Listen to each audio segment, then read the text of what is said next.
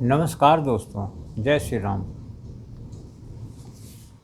आज मैं आपसे बात करूंगा एक ज्योतिष में एक और योग होता है जो कि महत्वपूर्ण ही है।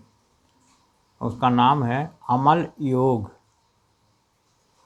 तो इसका बहुत ज़्यादा कॉन्सेप्ट नहीं है, आप सुन लीजिए, मैं आपको बता देता हूँ।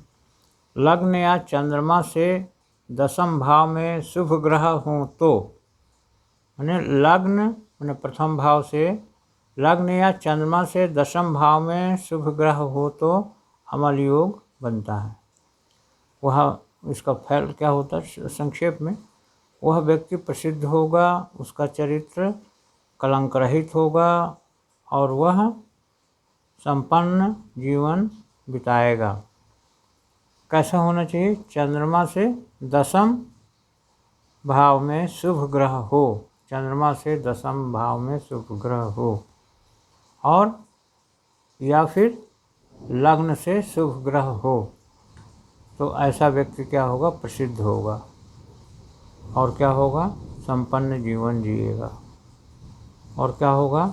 उसका चरित्र भी अच्छा होगा। इस प्रकार से अमल योग बनता है।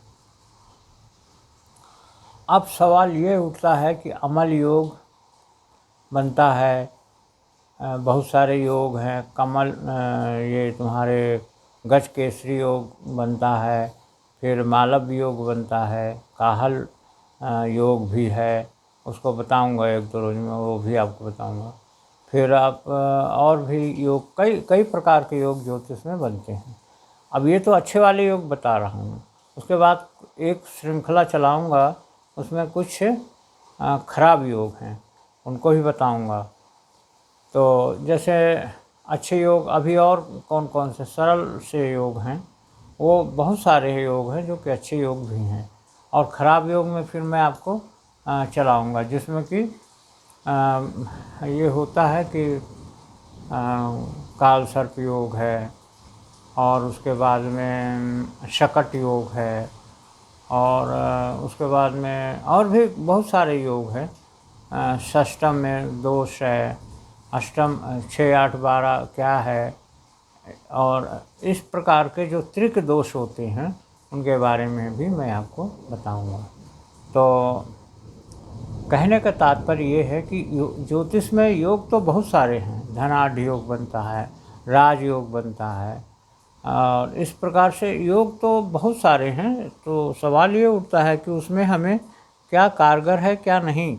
और एक चीज़ आपको पता होगा कि जैसे मान लीजिए हम कुंडली देख रहे हैं और 12वें भाव में हम देखते हैं तो 12वें भाव में शुक्र है, तो वो एक अच्छा योग बन जाता है। यदि शुक्र 12वें में है तो वह एक बड़ा अच्छा योग बनाता है। किसी भी कुंडली में हो, किसी भी जातक या जातिका की कुंडली में हो, शुक्र 12वें हो, मात्र 12वें हो, ऊंचा है नीचा है, उच्च का हो नीच का हो, स्वराशिष्ट हो, कैसा भी हो, उससे कोई मतलब नहीं, सिर्फ 12वें भाव में होना चाहिए शुक्र, तो आपका योग अच्छा बन जाएगा। अष्टम भाव में क्या होना चाहिए? शनि अच्छा होना चाहिए। तो अच्छा होना चाहिए, कैसा होना चाहिए? सिर्फ शनि हो, उच्च का हो नीच का हो, कैसा भी हो, वो चलेगा। षष्टम भाव में क्या होना चाहिए? षष्टम भाव में आपका षष्टम भाव में राहु होना चाहिए। राहु हो वो आपके लिए लाभकारी है। इस प्रकार से आपको 6, 8, 12 के जो भी फल अच्छे हैं योग, उनके बारे में भी आपको आगे चल के बताऊंगा। और एक चीज़ और भी है, आप लोग उसमें कमेंट्स में हम इतना कहते हैं, आप लोग लिखा करिए। तो आप लोग लिखते नहीं, हमें अपने मन से बनाना पड़ता है, और फिर उसमें हम अपने मन का बताते हैं। आप लिखिए, हम आपके मन से चालू करें बताना। तो ये है। उसके बाद में फिर अभी तो बहुत चीज़ें बाकी हैं ज्योतिष में, जो कि बिल्कुल अकाट्य हैं। ऐसे ऐसे ऐसी चीज़ें हैं जो कि बिल्कुल आपको हम गारंटी के साथ कहते हैं कि यदि ऐसा है तो ऐसा होगा। लेकिन एक चीज़ हमेशा हम आपको बोलते हैं कि आप अपने कर्मों को ज़रूर सुधारिए। यदि कर्म आपके नहीं सुधरेंगे तो आप जब तक चल रहा तब तक चल रहा, उसके बाद में फिर ऐसा खराब होगा जिसका आपको तो समझ में नहीं आएगा। इसलिए अपने कर्म को आप हमेशा देखते रहिए कि हम क्या कर्म कर रहे हैं और उसमें हम क्या कर सकते हैं और अच्छे से अच्छा क्या कर सकते हैं। ये आपको हमेशा चेक करना पड़ेगा अपने किसमें, अपने भाग्य में। तो ये योग तो पढ़ेंगे, योग तो अपनी अपनी जगह में है। किसी को राजयोग पढ़ रहा है, किसी को गजकेसरी योग पढ़ रहा है, किसी को बहुत सारे योग हैं, हम किसका किसका नाम लें। लेकिन आप इन सब चीज़ों को आप जानिए। और नाम आपको एक सबसे बड़ी चीज़ ये है कि यदि आप योग आपके कुंडली में योग है तो निश्चित रूप से उसका बेनिफिट तो आपको मिलना ही है। लेकिन यदि आपके कर्म बिगड़े हुए हैं तो फिर उसमें कटौती हो जाएगी। तो इसलिए आप कर्म आप अच्छा करिए, अच्छी किताबें पढ़िए, अच्छे विचार लाइए, तो आपका जीवन अच्छा ही होगा। फिर बहुत सारा है, लाल किताब है और फेस रीडिंग है, फिर बॉडी लैंग्वेज, बहुत सारी विधाएं हैं।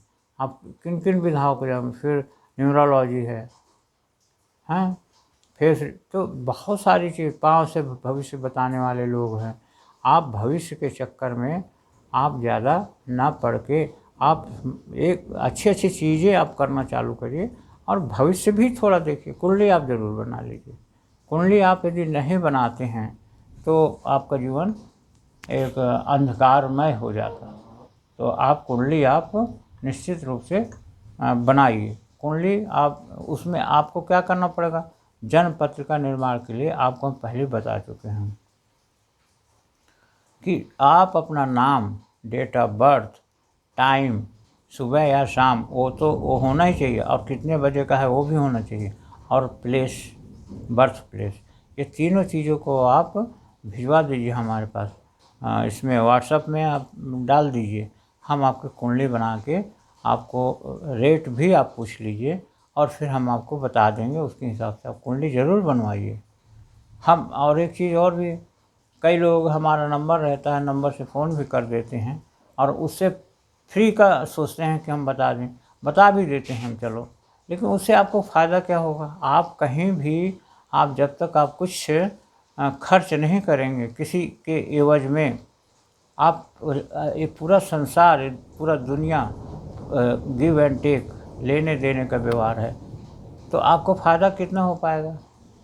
खैर हम उस चीज़ पे नहीं जाते हैं, लेकिन एक चीज़ आप सोच के रखिए, कुंडली आप बनाइए ज़रूर, और बाकी हमारा नंबर रहता है, आप बात कर लीजिए कभी भी, तो ठीक है। और फिर एक चीज़ और हम आपको आप बार बार भी बोलते हैं कि क्या करिए आप, उसमें आपको एक दो चीज़ें हैं, हम बोलते हैं, बार बार बोलते हैं कि आप सब्सक्राइब करिए, लाइक करिए और शेयर करिए, लाइक करिए, शेयर करिए, सब्सक्राइब करिए, तो कमेंट्स भी करिए। तो आप लोग करते हैं, कोई कोई करते भी हैं, कोई कोई नहीं करते, खैर वो अलग बात है। लेकिन आप फ़ोन लगा देंगे, भले ही आपने कुछ नहीं किया हो, तो फ़ोन आप करिए, फ़ोन से हमें कोई, हम आपको जवाब देंगे। आप कमेंट्स में आप लिखेंगे, उसमें उसका भी हम आपको जवाब देंगे। कभी कभी दे पाते हैं, कभी कभी नहीं दे पाते हैं, लेकिन फ़ोन हम बाकायदे उठाते हैं, सभी का जवाब देते हैं। आप फ़ोन करिए या व्हाट्सएप में आप कॉल करिए, कुछ भी आप लिखिए, हम आपको जवाब देंगे, या कमेंट बॉक्स बना हुआ उसमें आप लिखिए, हम आपको जवाब देंगे, हर हालत में जवाब देंगे। तो हम वीडियो को यहीं से एंड करेंगे, और लाइक करिए, शेयर करिए, कमेंट बॉक्स में आप लिखिए और सब्सक्राइब करिए। और दिल से सभी लोगों को बहुत बहुत धन्यवाद।